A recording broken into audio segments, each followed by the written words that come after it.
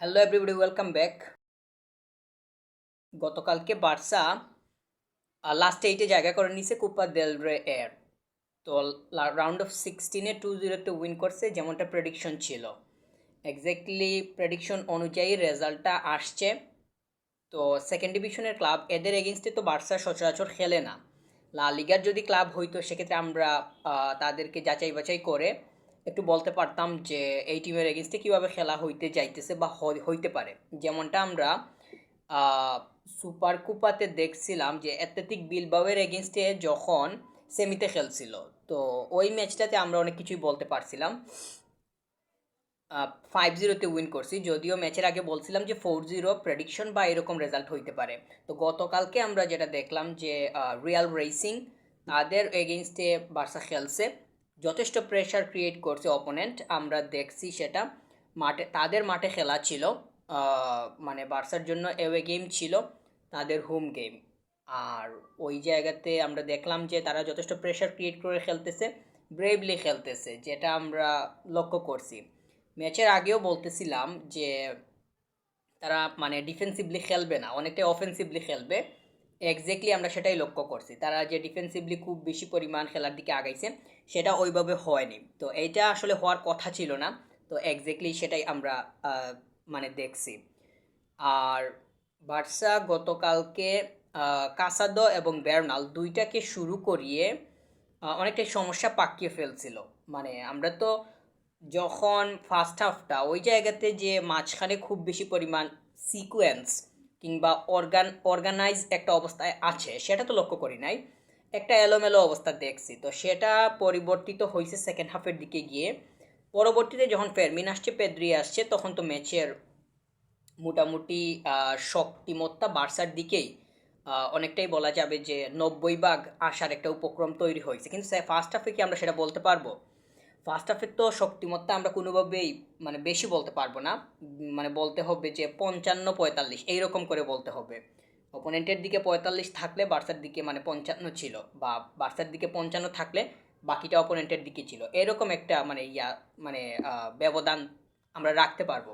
কিন্তু সেকেন্ড হাফে যখন দেখলাম যে সাবগুলা করানো হয়েছে, এর পরবর্তীতে শক্তিমত্তার বিচারে বার্সা এগিয়ে গেছে। এই মুহূর্তে টিম যেই অবস্থায় আছে, এই অবস্থায় পেদ্রিকে বাদ দিয়ে, রাফিনহাকে বাদ দিয়ে, ফেরমিনকে বাদ দিয়ে কথা বলা অনেকটাই দুষ্কর, অনেকটাই মানে মানে প্রবলেমেটিক বলে আমরা মনে করতেছি। কারণ আমরা খুব ভালোভাবে দেখতেছি যে আহ, মানে মানে এরা যখন আসতেছে, এরা যখন মানে মাঠে থাকতেছে তখন এক ধরনের খেলা, আবার যখন এদেরকে বাইরে রাখা হইতেছে, এদের পরিবর্তে যারা আসতেছে তারা এসে আরেক ধরনের খেলা মানে দিতেছে। তো এই যে একটা মানে পারফরমেন্সের মধ্যে ক্যাটাগরি, এইটা হবে খুবই স্বাভাবিক। কারণ স্কোয়াডে সবাই তো আর পেদ্রি না, সবাই তো আর রাফা না, সবাই তো আর মানে ফেরমিন না। এই তিনটা প্লেয়ার অনেক বেশি পরিমাণ কাজ করছে, যেটাকে আমরা বলতে পারবো যে এক প্রকার ইঞ্জিনের মতো কাজ করা। তো তারা এসে খেলার ফাংশনটাই চেঞ্জ করে দেয় যখন মাঠের মধ্যে থাকে। তখন দেখা যায় যে মানে টিমের স্ট্রাকচারটাও অন্যভাবে রান করতেছে বা অন্যভাবে স্ট্যান্ড হইতেছে। তো আমি চাইছিলাম যে গতকালকের ম্যাচটাতে একদম শুরু থেকেই যাতে অনেক স্ট্রং একটা মানে এলিভেন নিয়ে নামে বার্সা। আহ, মোটামুটি সেটাই হয়েছে। ব্যাক সাইডে আমরা হুয়ান গার্সিয়াকে দেখছি, ডিফেন্সে ছিল, মানে যারা থাকার কথা এক্স্যাক্টলি তারাই ছিল। মাঝখানে শুধু একটু পরিবর্তন আসছে। আবার ফাইনাল থার্ডে আমরা রাশফোর্ডকে দেখলাম, লামিনকে দেখলাম, ফেরান শুরু করছে। তো ফাইনাল থার্ড এবং ব্যাক সাইডটা মোটামুটি ঠিক থাকলেও মাঝখানে কাসাদো এবং বের্নাল আসার কারণে একটু এদিক সেদিক হয়েছে। যদি পেদ্রিকে দিয়ে দেওয়া যাইতো সেক্ষেত্রে আমার কাছে মনে হয় যে ফার্স্ট হাফেই আমরা অনেক বেশি পরিমাণ মানে অ্যাটাকিংয়ের দিকে আগাতে পারতাম, বা অ্যাটাকিং রেশিওটা ফার্স্ট হাফ থেকেই বেশি পরিমাণ থাকার সম্ভাবনা মানে হইতো।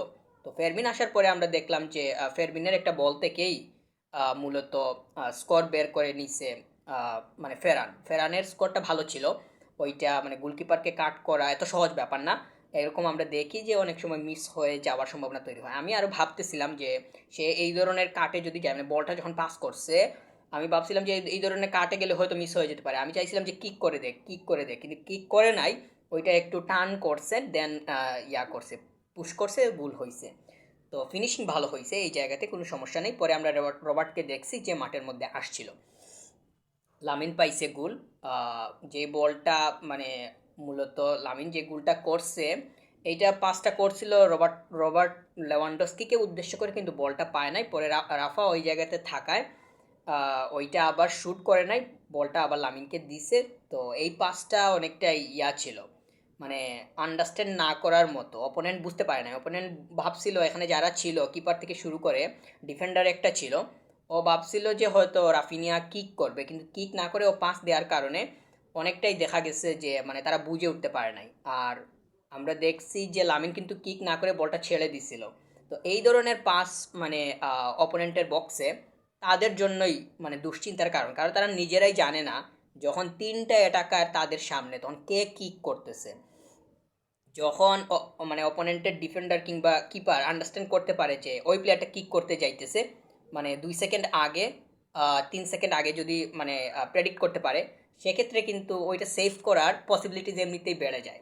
তো আমরা যেটা দেখলাম সেকেন্ড গোলটা অনেকটাই মানে ছিল, ওই ক্রিয়েটিভ ছিল, সেটা অবশ্যই বলতে হবে। যেটা আমরা জার্মান ফুটবলে দেখি, তারা কিভাবে করে অপোনেন্টের বক্সে গিয়ে করে, সেটা একটা মানে উদাহরণের হিসাবে বলা যাবে আর কি। তো হুয়ান গার্সিয়াকে নিয়ে বলার কিছু নাই, কারণ মানে কিছু নাই বলতে বলতে গেলে অনেক কিছুই বলতে হবে। সে কীভাবে পারফর্ম করতেছে সেটা আমরা দেখতেছি। গতকালকে যখন 1-0 বার্সা এগিয়ে, তখন একটা শ্যুট কিন্তু সেভ করছিল। তো ওই শ্যুটটা কিন্তু মানে শ্যুট না করে যদি যেটা যে প্লেয়ারটা শ্যুট করছে ওইটা যদি শ্যুট না করে পাস করে দিত, ওই ডান সাইডে একটা প্লেয়ার ছিল, তো ওরে পাস করে দিলে কিন্তু ওইটা আবার স্কোর হয়ে যাওয়ার সম্ভাবনা তৈরি হইতো। শ্যুট করায় আমরা দেখলাম যে গার্সিয়া সেটা সেভ করে দিছে। ওভারঅল গার্সিয়া খুবই ভালো করতেছে, আমি চাই যে সেটা কনসিস্টেন্ট থাকুক, সেটা সে হোল্ড করুক।